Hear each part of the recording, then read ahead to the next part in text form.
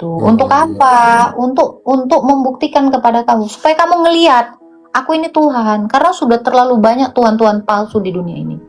Allah-Allah palsu, Allah-Allah berhala yang mengaku-ngaku Tuhan, bukan menyelamatkan, melainkan menjerumuskannya ke dalam neraka. Halo, Yuja. Sore, Bang Yuja. Silakan mau bertanya apa? Saya mau tanya, boleh? Boleh, silakan. Ya, coba dibaca dengan baik Yohanes 17.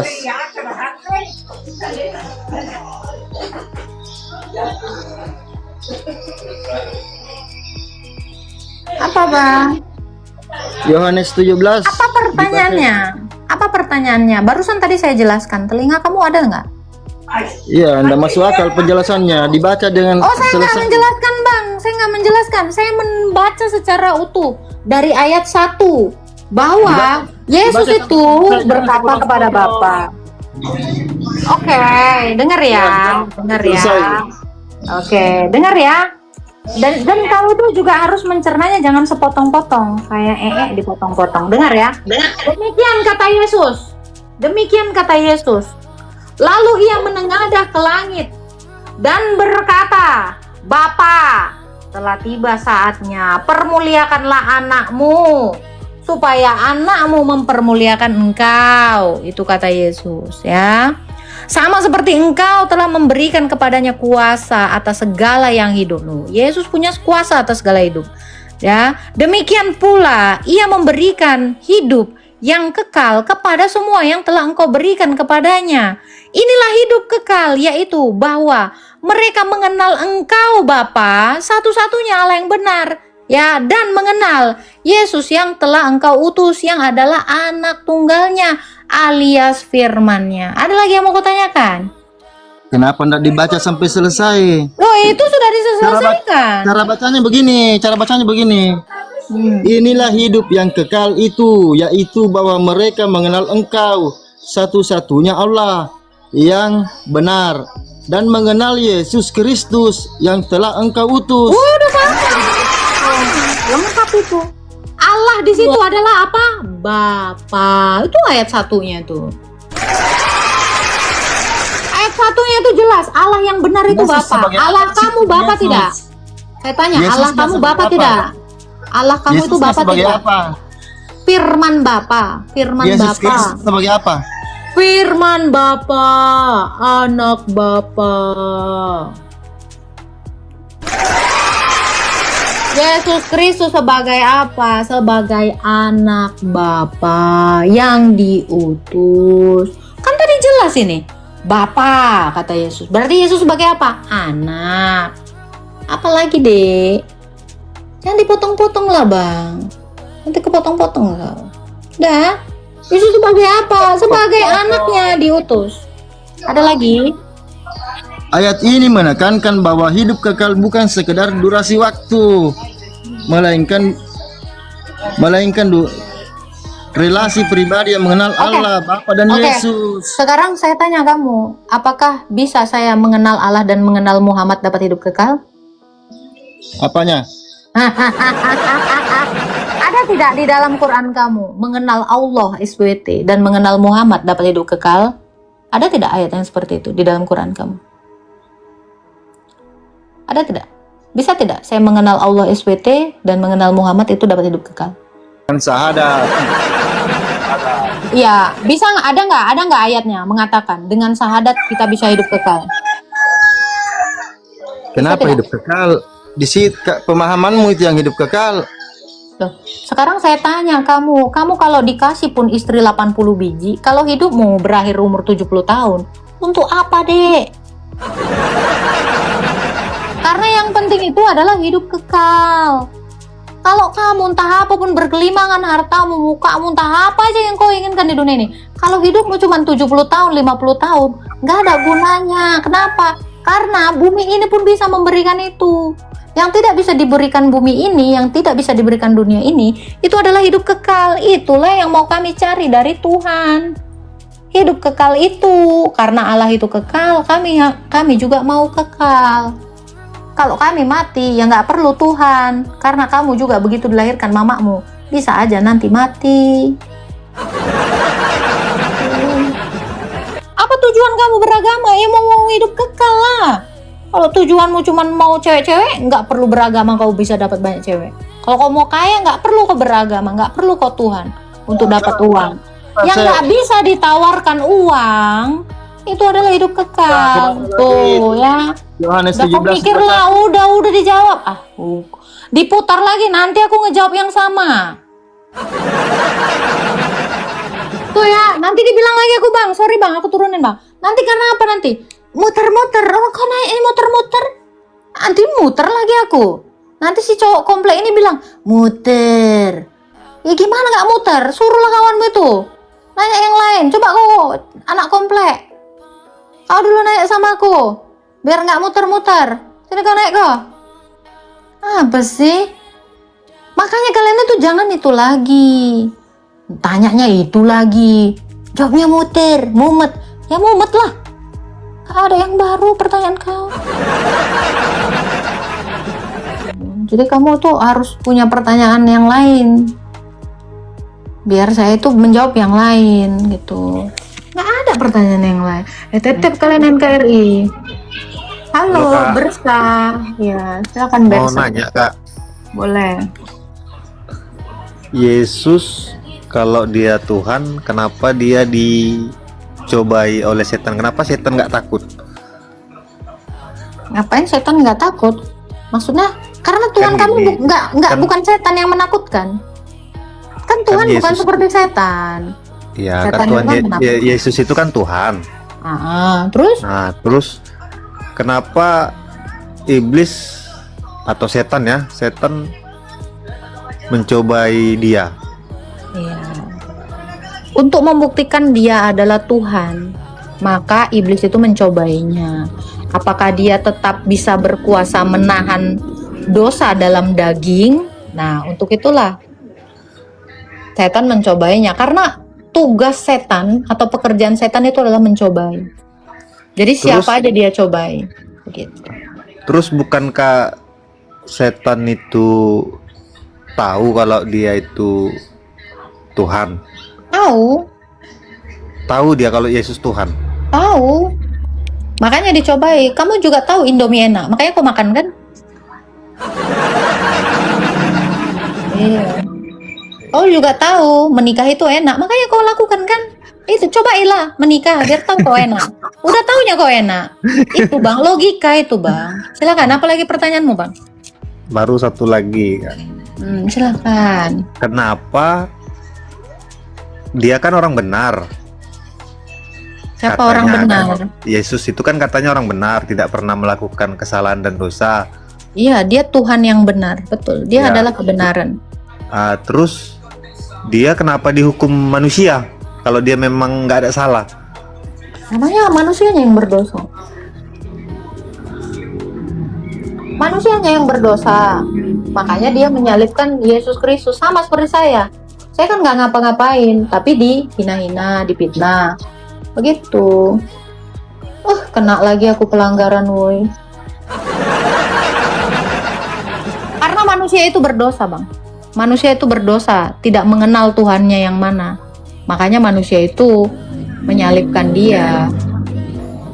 Kalau seandainya orang Israel saat itu mengenal dia yang adalah Tuhan mereka, mungkin tidak akan disalibkan. Begitu. Karena manusia ini berdosa lah, makanya dia disalibkan. Walaupun dia tidak melakukan kesalahan gitu Kak ya. Iya, betul. Namanya juga difitnah, Bang. Kalau difitnah itu kan tidak yang sesuatu benar dilakukan, tetapi dituduhkan. Itulah yang namanya fitnah. Iya Kak. Paham. Rencana mau ini juga Kak, mendalami sedikit-sedikit kan. Boleh. Tanya Iya. lah. Baru mau nanya satu lagi Kak ya. Boleh. Yesus itu katanya kan menebus. Menebus siapa Dia nih? menyelamatkan yang percaya sama dia kan gitu. Yesus menebus apa? Menyelamatkan yang percaya sama dia kan gitu kan. Tadi menebus apa dulu nih? Menebus dosa manusia kan. Oh, itu tidak benar. Menebus manusia dari dosa itu yang benar. Oh iya, iyalah, menebus manusia dari dosa gitu kan. Menembus manusia dari dosa. Naik jadi bingung. Dicatat aja Bang, lain kali ini. Iya iya Kak, itu aja, nanya itu aja Kak. Makasih Kak. Ya, Iya ya, Kak. Tuhan berkati. Thank you Kak, game-game. Kalau mau tanya aja, biar nggak salah paham gitu loh. Halo, Bang, kangen. Iya, halo, selamat sore. Sore Bang, silakan Bang, mau bertanya apa? Ya, tanya. Roh Kudus itu Allah. Iya Bang. Eh, terus Yesus itu siapa? Yesus itu firman yang satu di dalam Roh Kudus dan di dalam Bapa. Tertulis di mana itu? Kakak? Yohanes 16 ayat 20. Yohanes 15 ayat 26. Jikalau roh penghibur, roh kebenaran yang keluar dari Bapa akan kuutus, kata Yesus, dia bersaksi tentang aku.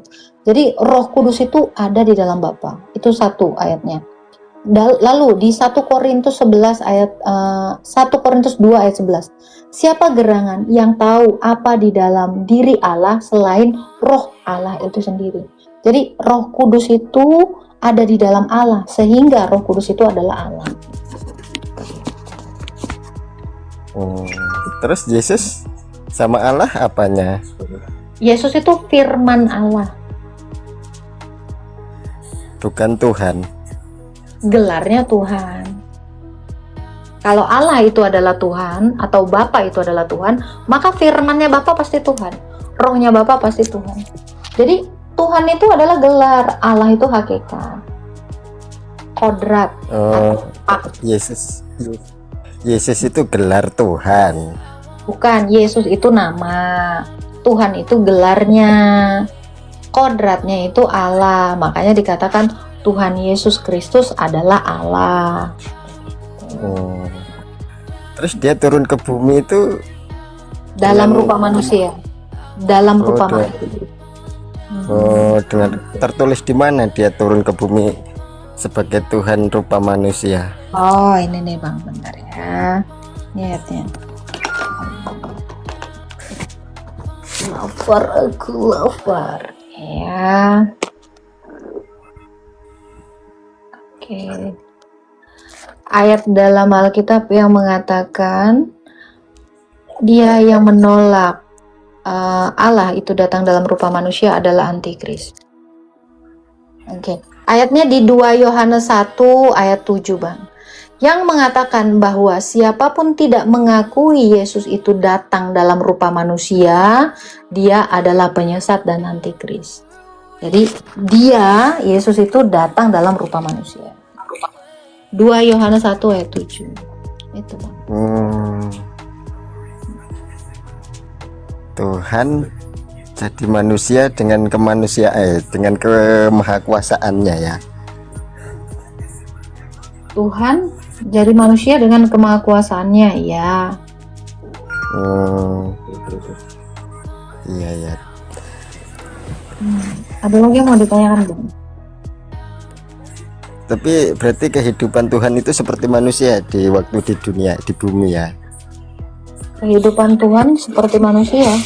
Maksudnya kehidupan yang kayak gimana tuh? Ya kan Yesus kan firman Tuhan yang jadi manusia. Oh? Nah, terus turun ke bumi sebagai Tuhan. Bukan sebagai Tuhan, sebagai manusia, dalam rupa manusia.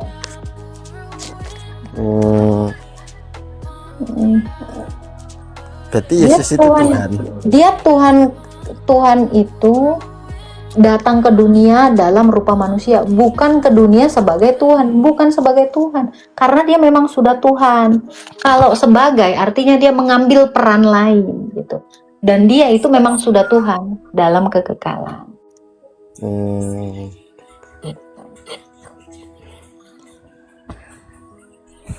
Berapa tahun Yesus hidup di dunia? Yesus berapa tahun hidup di dunia? Dia selama-lamanya, dia kekal. Tuh, tapi kan mati di kayu salib. Mati di kayu salib, dia di dunia kan emang mati di kayu salib. Kayu salib di mana kalau nggak di dunia ini? Kan dia tetap di Iya. dunia. Kan katanya mati dan bangkit. Itu berapa Iya. tahun di dunia, di bumi? Mati dan bangkit berapa tahun di dunia. Dia selama dia mengambil kodrat manusia, dia ada di bumi dan ada di sorga.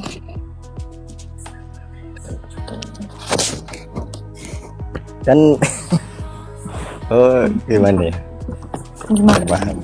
Menurut abang, Tuhan itu memang kayak manusia gitu kan. Dia Tuhan yang jadi manusia. Jadi kalau dia adalah Tuhan, dia Tuhan di bumi ini dan Tuhan juga di sorga, dan dia memenuhi segala sesuatu dalam kodrat keilahiannya. Dia ada di dunia ini selama-lamanya dalam rupa kuasanya atau energinya. Tetapi secara esensinya ya dia di sorga, dia tidak bisa kita hampiri. Tapi dia itu kan maha hadir. Jadi kalau kamu tanya Yesus itu berapa tahun di dunia ini, ya dia maha hadir.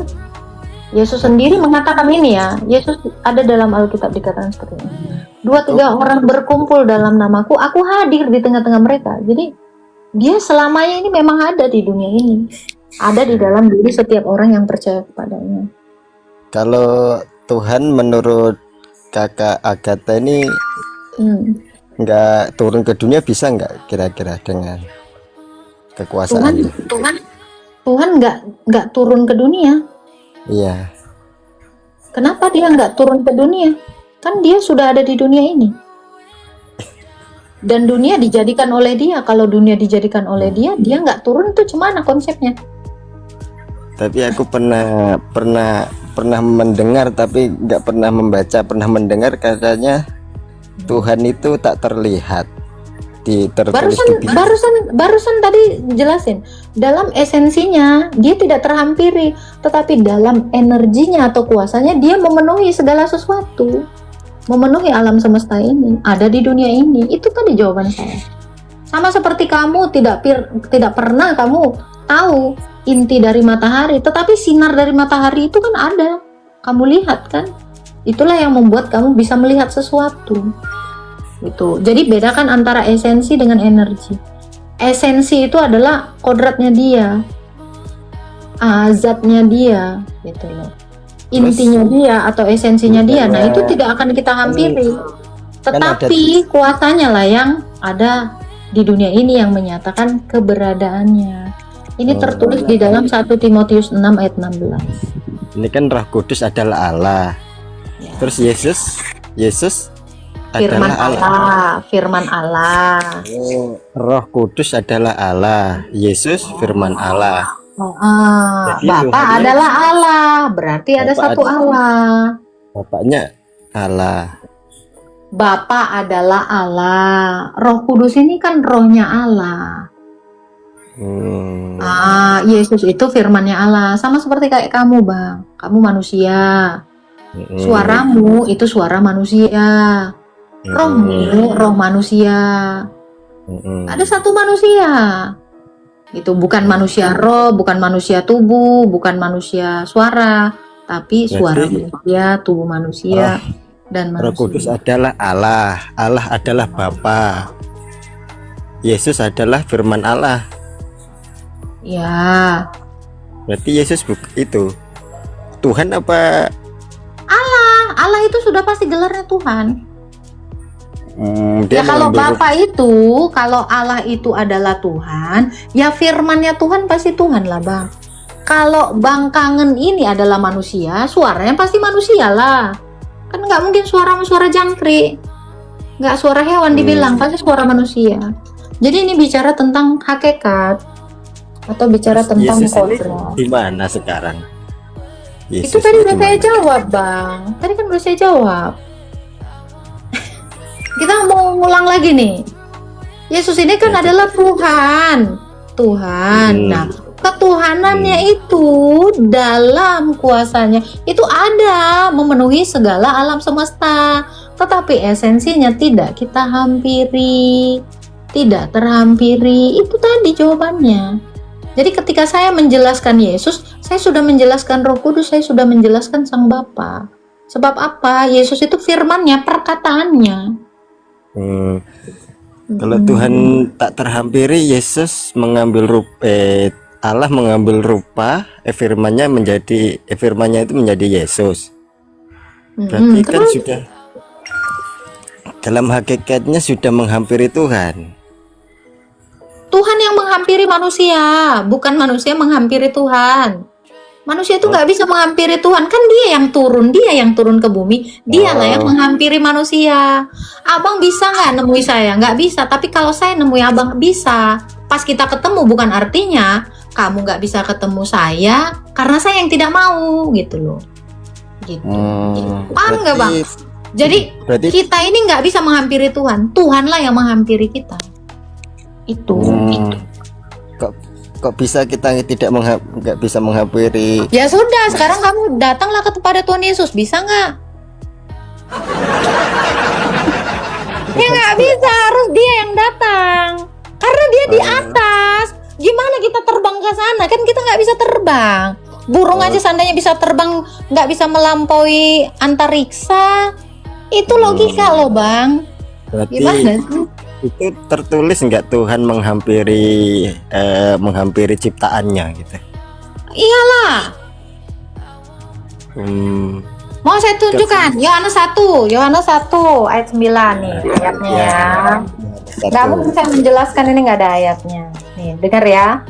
Pada mulanya telah adalah firman. Firman itu bersama-sama dengan Allah dan firman itu adalah Allah. Nih, ini Roh Kudus Allah, ini firman juga Allah. Ia pada mulanya bersama-sama dengan Allah. Segala sesuatu dijadikan oleh Dia, dan tanpa Dia tidak ada yang jadi segala yang telah dijadikan. Di dalam Dia ada hidup, dan hidup adalah terang manusia. Terang itu bercahaya dalam kegelapan, dan kegelapan tidak menguasainya. Datanglah seorang yang diutus Allah, namanya Yohanes. Dia datang sebagai saksi untuk memberi kesaksian tentang terang itu, supaya oleh Dia orang menjadi percaya. Ia bukan terang itu, tetapi ia harus memberi kesaksian tentang terang itu. Terang yang sesungguhnya yang menerangi segala sesuatu sedang datang ke dalam dunia. Ia telah ada di dalam dunia dan dunia dijadikan oleh Dia, tetapi dunia tidak mengenalnya. Ini yang saya jelaskan tadi. Jadi dia sudah ada di dalam dunia ini ketika Dia menciptakan dunia. Tapi milik kepunyaannya tidak mengenal Dia. Ini ya. Nah, Yohanes 1 ayat 1 sampai 10. Ada lagi yang firman Tuhan jadi Yesus. Oke, ini saya lanjutkan ya. Ia datang kepada milik kepunyaannya, tetapi orang kepunyaannya tidak menerima Dia. Nah, Yesus datang ke dunia, tapi ada orang yang tidak menerima Dia. Salah satunya bangkangan, ya kan? Tetapi orang yang menerima Dia diberinya kuasa menjadi anak-anak Allah. Orang yang diperanakan bukan dari darah dan daging, bukan pula secara jasmani atau dari seorang laki-laki, melainkan dari Allah. Firman itu telah menjadi manusia dan diam di antara kita, dan kita telah melihat kemuliaannya, yaitu kemuliaan yang diberikan kepadanya sebagai anak tunggal Allah, penuh kasih karunia. Yohanes memberikan kesaksian tentang Dia. Inilah Dia yang kumaksudkan aku berkata, kemudian daripada aku datang Dia yang mendahului aku sebelum aku. Nabi Yohanes sendiri mengatakan, Dia itu sudah ada sebelum aku. Itu padahal Yohanes itu lebih tua dari kemanusiaan Yesus, tapi dia mengatakan itu sebab apa? Dia menceritakan tentang keilahian Yesus. Ada lagi yang mau ditanyakan? Nah, terus tujuan Yesus ke dunia itu ngapain? Kan dia dia kan dilahirkan melalui Bunda Maria.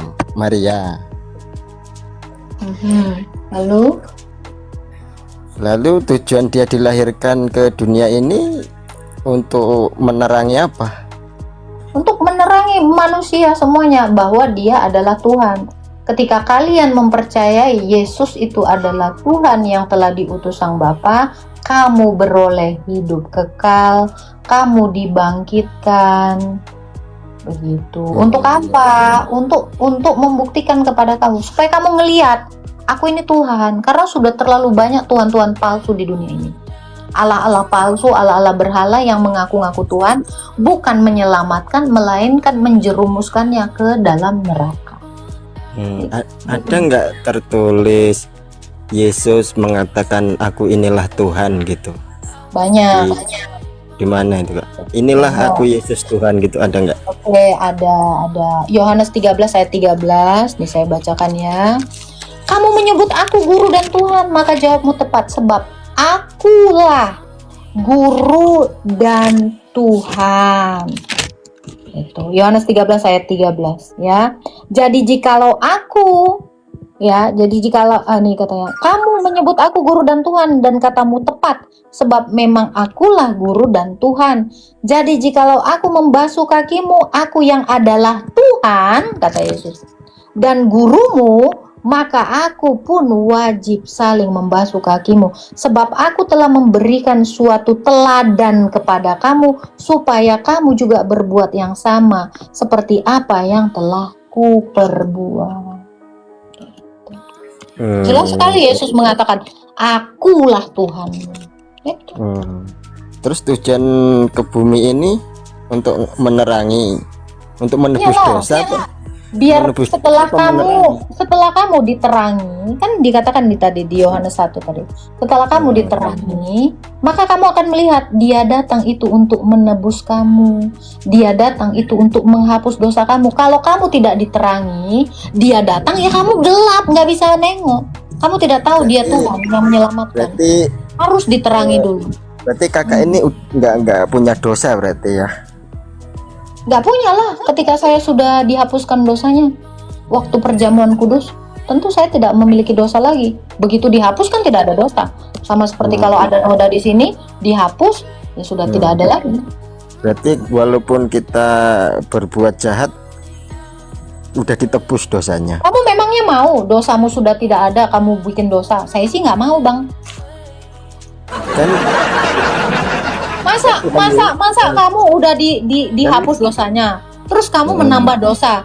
Hanya manusia yang tidak benar-benar manusia yang dalam kegelapan, yang dia mau membuat dosa dalam dirinya. Kalau manusia sudah diterangi, dia nggak akan mau, Bang. Sudah dibersihkan, dia malah ngotori dirinya. Coba Abang, saya tanya Abang memang mau udah bersih dari lumpur, main lumpur lagi? Saya sih nggak mau, Bang. Makanya ketika manusia itu dalam gelap, dia tidak bisa berpikir bahwa bersih itu lebih baik daripada bernoda. Kan Tuhan Yesus itu kan menerangi dan menebus dosa. Bukan menebus dosa, Bang, menghapus dosa. Menghapus dosa. Dan tadi didengerin dong, Bang, disimak. Terus menghapus dosa itu berarti jemaat-jemaatnya itu dihapus nih, kayak gini nih, ibarat gini, ada dosa di sini, nggak berdosa ada lagi. dosa di sini, ada dosa di sini.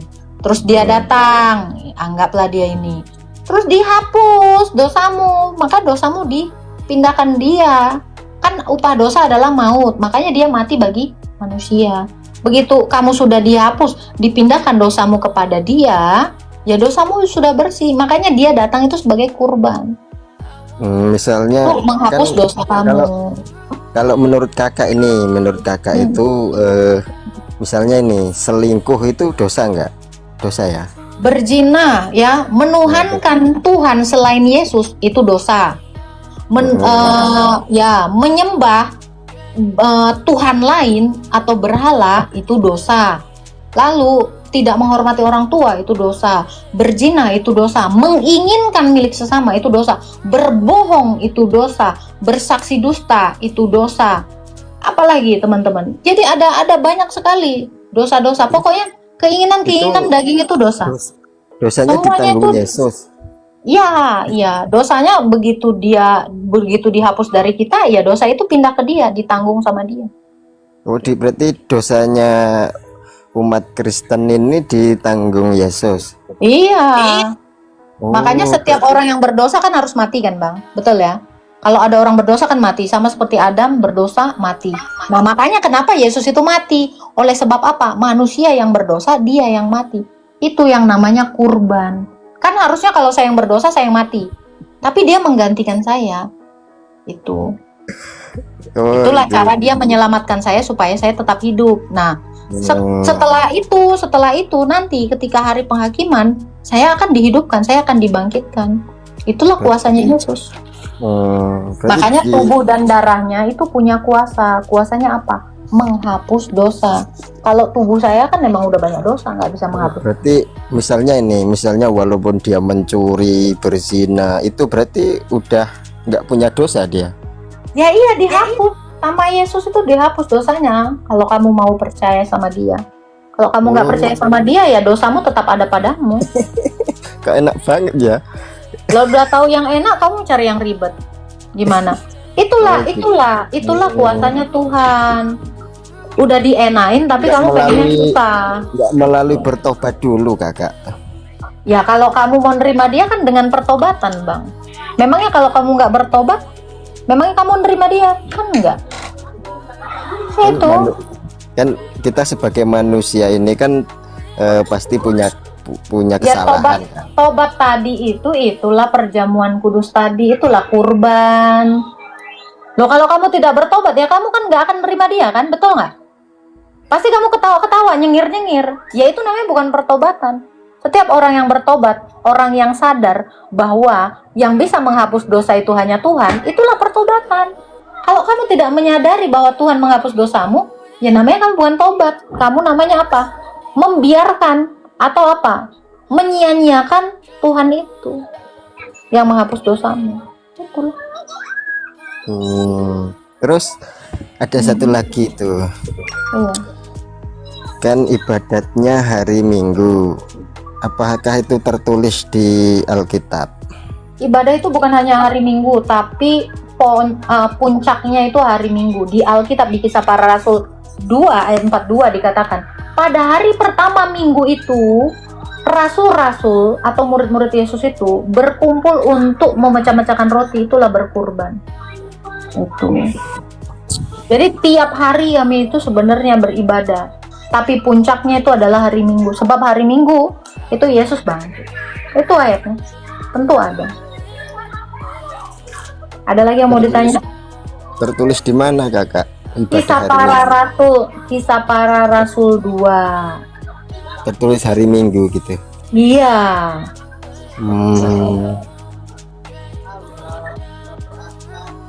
Ada lagi yang mau kamu tanyakan? Coba kakaknya nyanyi, puji, memuji Tuhan itu dengan menyanyi. Tentu, karena Yesus juga menyanyi. Di Matius 26 ayat 30, dia menyanyi. Menyanyi itu artinya bermazmur. Makanya kenapa Tuhan kami ini menubuatkan mazmur itu kepada Daud. Karena mazmur itu artinya nyanyian atau pujian. Itulah sebabnya kenapa Yesus itu juga bermazmur dalam kodratnya sebagai manusia. Itu juga sebabnya kenapa orang Kristen itu bermazmur. Bermazmur itu artinya memuji atau menyanyi. Gitu. Pernah tahu mazmur? Pernah dengar mazmur Daud? Nah, semua tulisan Daud itu adalah pujian. Nah, untuk Allah-Allah yang asli, pasti tahu mazmur itu artinya pujian. Kalau Allah palsu pasti tidak tahu arti mazmur itu apa.